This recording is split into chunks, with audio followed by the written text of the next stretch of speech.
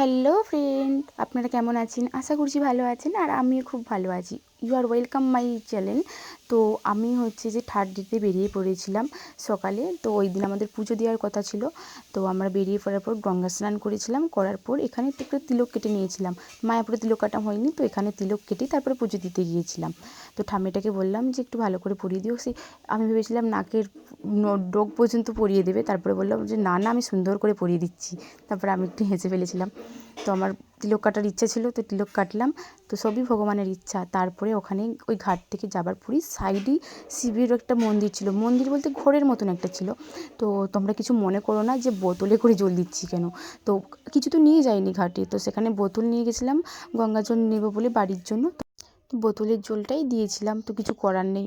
তারপরে একটু জল দেওয়ার পর তারপরে এখানে আমার একটা পাশে যে ঠাম্মি ছিল তাই সেও দিল। আমি একটু প্রণাম করে নিলাম। প্রণাম করে নেওয়ার পর টোটোয় করে আমরা চলে গিয়েছিলাম।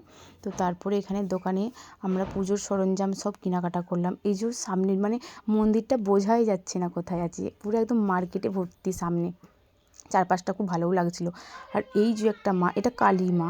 তো এইখানে গিয়ে শুনলাম যে ওই মা নাকি গাছটা পুড়ে গিয়েছিলো। ওটা কী গাছ, মনে হয় বট গাছ, হ্যাঁ। তো পুড়ে গিয়েছিলো, তো তার ভিতর থেকে নাকি ওই মায়ের আগমন হয়েছে। আর দেখেও খুব সুন্দর লাগলো।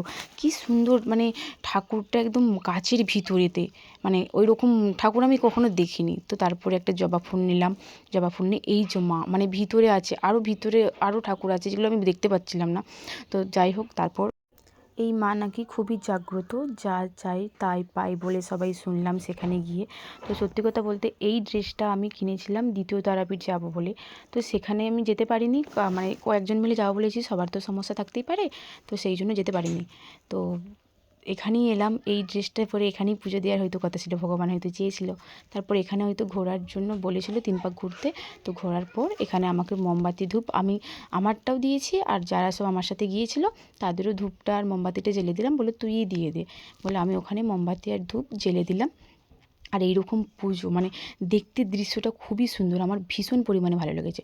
আর ওই মা কালীর পাশেই আছে এই একটা মা কালী, মা কালী বলতে হচ্ছে যে এটা ভবতারিণী মা। এই মায়ের মূর্তিটা খুব সুন্দর, আর মনে হচ্ছে কখনো দেখিনি এরকম মূর্তি। আর এই যে গাছের গোড়ায় বট গাছটা এত পরিমাণে সুন্দর, ছায়া, কোথাও একটু ফাঁক নেই। সেই বট গাছে বিভিন্ন রকম সবাই তাগা মাদুলি যে যা পারে বেঁধে যায় এখানে। আমারও খুব ইচ্ছা ছিল যে একটা বাঁধবো, তো আমি যাই হোক বাঁধতে পেরেছি। আমাকে বললো যে ইচ্ছা পূরণ হলে আবার এখানে আসতে হবে বেঁধে দিয়ে যাওয়ার, খুলে দিয়ে যাওয়ার জন্য, সরি, ওটা খুলে দিয়ে যাওয়ার জন্য হবে। তো আমি বললাম তাই করবো, ইচ্ছা পূরণ হলে আমি আবার নেক্সট টাইম আসবো, তার জন্য কোনো সমস্যা নেই। যাই হোক, আমি বাঁধলাম, সবই মায়ের ইচ্ছা, মা ভবতারিণীর ইচ্ছা। ও না চাইলে হয়তো আমি ওখানে যেতেই পারতাম না। আর আমি ভাবিনি যে নীল ড্রেসটা পরে ওখানেই যেতে হবে।